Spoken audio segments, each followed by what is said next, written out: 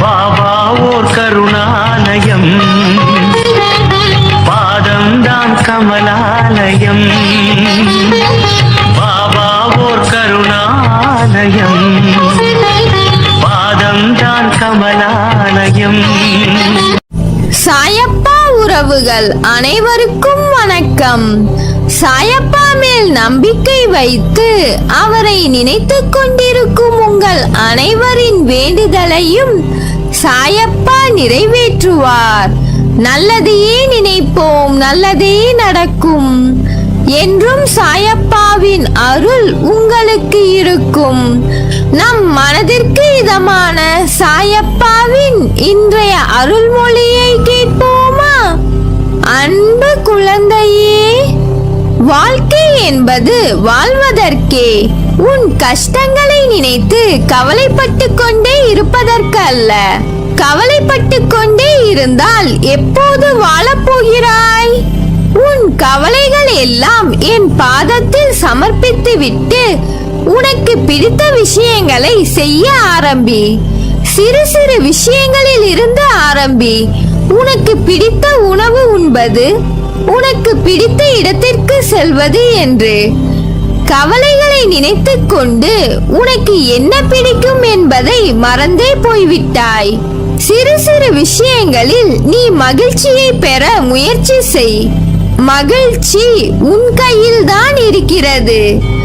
மனதிற்கு சந்தோஷம், அமைதி தரும் செயல்களை செய். இதை நீ செய்ய செய்ய கவலைகள் படிப்படியாக குறையும். உன் மனம் நேர்மறையில் சிந்திக்க ஆரம்பிக்கும். உனக்கு துணையாக நான் இருக்கிறேன். நீ சந்தோஷமாக அமைதியாக இருக்கும் போதுதான் நான் கூறும் வார்த்தைகள் உனக்கு புரியும்.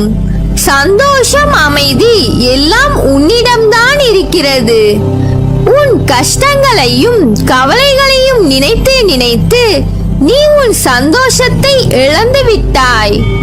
உனக்கு வரும் கஷ்டங்கள் உன்னை வாழ்வில் அடுத்த கட்டத்திற்கு நகர்த்தி செல்லவே வழங்கப்படுகிறது. அதை புரிந்து கொண்டு இந்த கஷ்டத்தில் இருந்து சாயப்பா நமக்கு கற்றுத்தரவிருக்கும் விஷயம் என்ன என சிந்தி. அப்படி சிந்திக்கும் போது உனக்கான வழி பிறக்கும். நீ அந்த கஷ்டத்தை சுலபமாக கடந்து விடுவாய் என் துணையோடு. நீங்கள் என் அன்பு குழந்தை, உங்களை நான் என்றும் பாதுகாப்பேன். வாழ்க்கை என்பது நாம் நடந்து செல்லும் பாதை மாதிரி.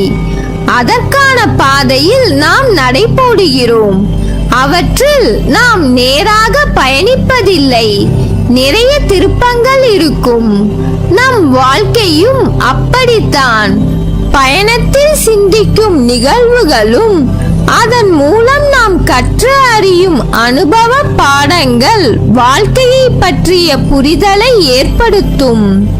பயணங்கள் எதற்கு, எதனால் என எல்லா கேள்விக்கும் விடை கிடைக்கும்.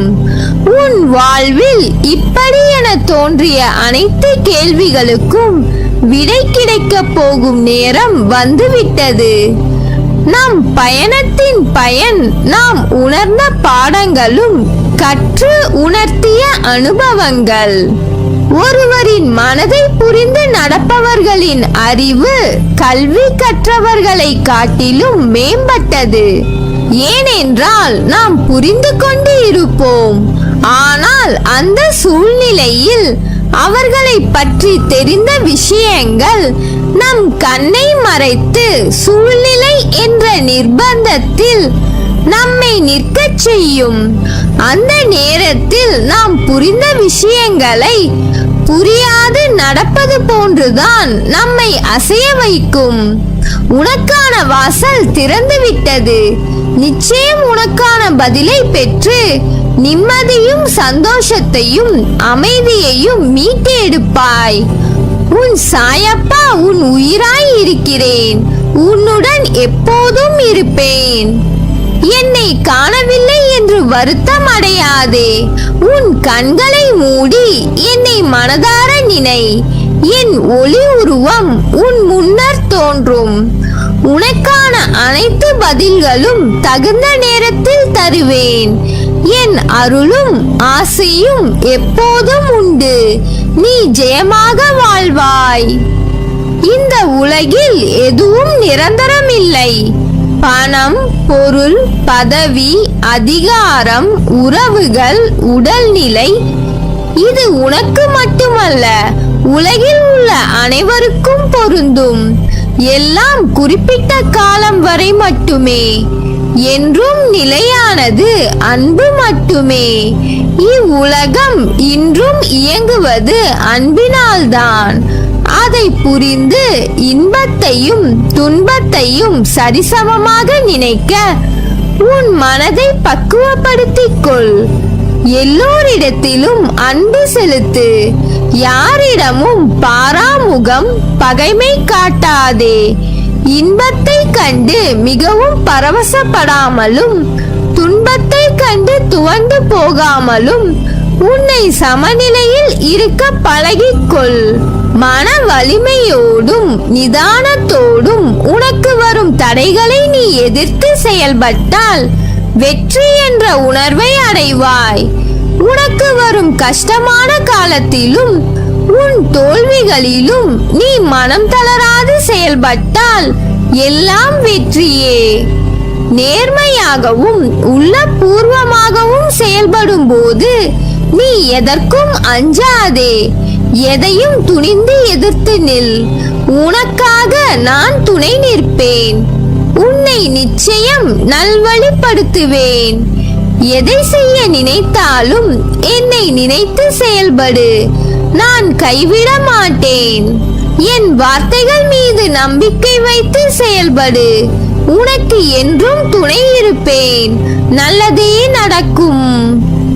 உன் வாழ்க்கையில் நீ பயணித்த பாதையை நான் பார்க்கிறேன். சந்தோஷம், நிம்மதியை விட கஷ்டமும் கண்ணீரும் இருப்பதை என்னால் உணர முடிகிறது. உன்னை தேற்றுவதற்காகத்தான் நான் இங்கு உனக்கான எல்லாவற்றையும் சரி செய்து கொண்டு இருக்கிறேன். உன் வாழ்க்கையின் சுவடுகளை நான் திருத்தி எழுத உன் கர்ம வினைகளுடன் போராடி வருகிறேன். அதை நன்றாக நீ உணர்கிறாய் அல்லவா? உன் கண்ணீரை உன்னை உண்மையாக நேசித்தவர்களுக்காக சிந்து. அதில் தவறு இல்லை. உன்னை துளி கூட மதிக்காது ஏளனமாய் பார்ப்பவர்களுக்காக கண்ணீர் என்னும் பொக்கிஷத்தை சிந்தாதே. உன் வலியை நான் எப்படி புரியாமல் இருப்பேன்? உனக்கு மனவலி ஏற்படுத்தப்பட்டதற்கு நியாயம் கேட்கிறாய். அதற்கு நான் நிச்சயம் நியாயம் வழங்குவேன். அதுவரை பொறுமையாய் நம்பிக்கையுடன் இரு. உனக்கான காலத்தை நான் உருவாக்கி விட்டேன். இன்னும் சில நாட்களில் அதில் நீ பயணம் செய்ய போகிறாய். உன்னை கண்கலங்க விட மாட்டேன். நீ கண்கலங்கினால் என் மனம் வலிக்கிறது. உன்னை நிச்சயம் நான் செம்மைப்படுத்தி உயர்த்துவேன். உனக்கு நான் எப்போதும் துணை நிற்பேன். நல்லதே நடக்கும். நீ என் பரிபூர்ண அருளும் ஆசீர்வாதமும் அன்பும் பெற்ற என் செல்ல பிள்ளை.